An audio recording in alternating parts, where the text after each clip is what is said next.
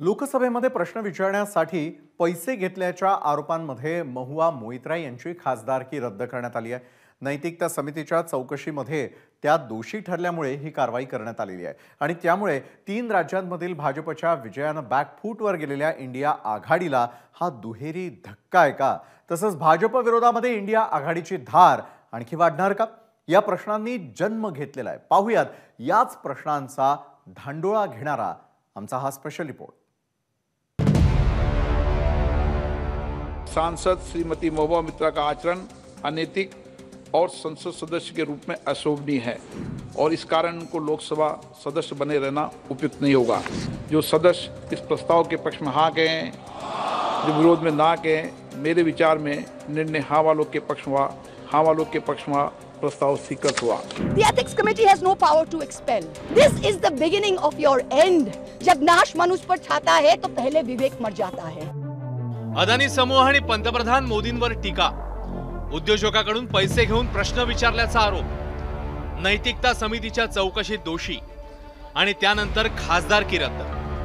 हा सगळा घटनाक्रम आहे तृणमूल काँग्रेसच्या खासदार महुआ मोइत्रा यांच्यावरील कारवाईचा। ये दुर्भाग्यपूर्ण बात है, पर मुझको आपसे डिसएग्री करना पड़ेगा। इस जुडिशली में और सभा में अंतर है। आप वरिष्ठ अभिवक्ता हैं, मैं यहाँ निर्णय नहीं कर रहा, यह निर्णय सभा कर रही है। क्या एक न्यायमूर्ति को या न्यायाधीश को ये कहा जा सकता है कि नहीं be directed to decide in a particular manner? It is the complete antithesis of natural justice.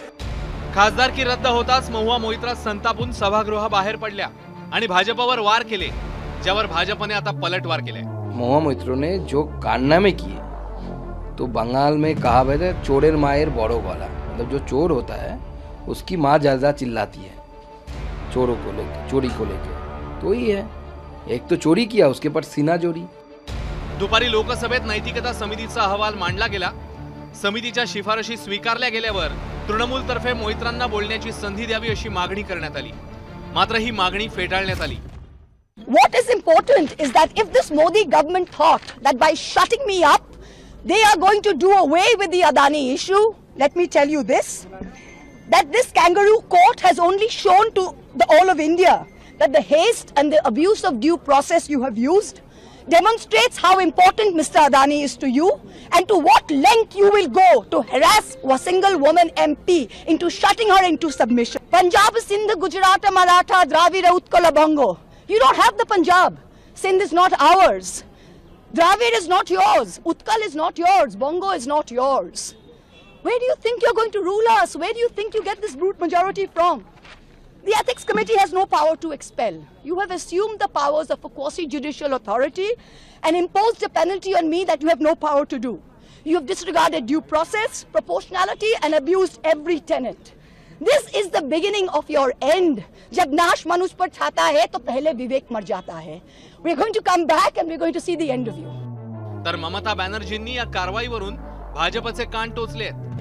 देशात लोकशाहीची हत्या होतीये, लोकशाहीची बायपास सर्जरी झाली आहे अशी टीका ममता बॅनर्जींनी केली आहे। 3 राज्यातल्या यशानंतर इंडिया आघाडीत बिनसलंय की काय अशी चर्चा रंगली होती। मात्र आता महुआ मोइत्रा या युवा खासदाराच्या बडतर्फीनंतर इंडिया आघाडीला भाजप विरुद्ध लढण्यासाठी नवा मुद्दा मिळालाय। त्यामुळे पुढील काही दिवस मोइत्रांची रद्द झालेली खासदारकी आता राजकारणाच्या केंद्रस्थानी राहील हे नक्की। ब्युरो रिपोर्ट, एबीपी माझा।